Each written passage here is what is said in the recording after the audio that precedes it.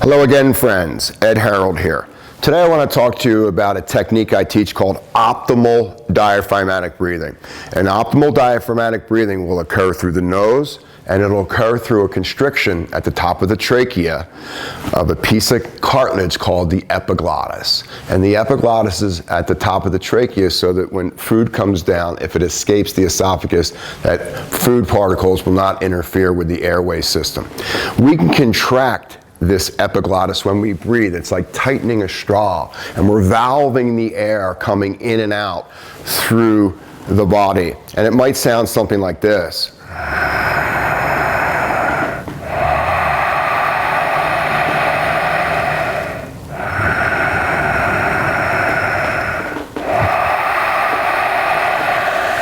This contraction around the trachea provides anti-inflammatory molecules to form around the trachea so that mucus, phlegm, and fat do not form in the throat area and drift down into the lungs. It also amplifies three things that I'm all about: the length, depth, and pace of the inhale and exhale.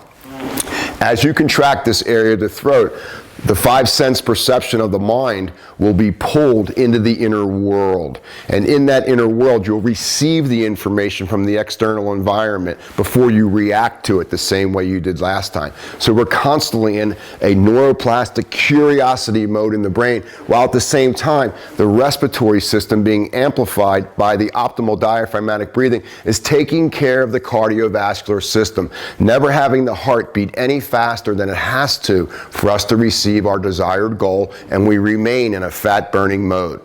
So for those of you who this is new, bring one hand up to your face. Pretend it's one of these old pocket mirrors and just fog it.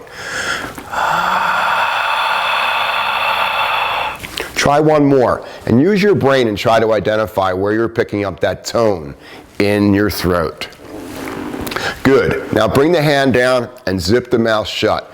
Breathing through your nose, valve the air through the throat, and as the air hits the epiglottis at the top of the trachea, notice this will be your first mental awareness that you're breathing through your nostrils. As we're breathing diaphragmatically, on the inhale, you want to get the breath into the belly first, and as if you're filling a beautiful vase with water, you want the air to rise to the top of the collarbone. That is a full inhale. The lower lobes of the lungs will reveal a relaxation response, a parasympathetic response. The top sleeve of the lungs will then have a sympathetic action, or there'll be a little spark of adrenaline there. It'll feel good, but you'll be calm first. And then on the ocean sound on the exhale, notice number one, you can exhale a lot longer in length. There's more depth to the exchange of carbon dioxide and oxygen, and the pace of the exhale is slower, which satiates the fear centers of the brain and keeps us in a curious, learning, powerful mode over self-sabotage and mind states that we're ready to outgrow. As you squeeze the belly on the exhale, imagine burning fat. Imagine reducing inflammation from the internal walls of your organs and more energy coming up from the abdomen into the mind to help the brain, to help the heart, to keep us focused and centered as we move through our desired goals today. Practice this optimal diaphragmatic breathing technique and let me know how it goes for you. And as always, everyone, go be great.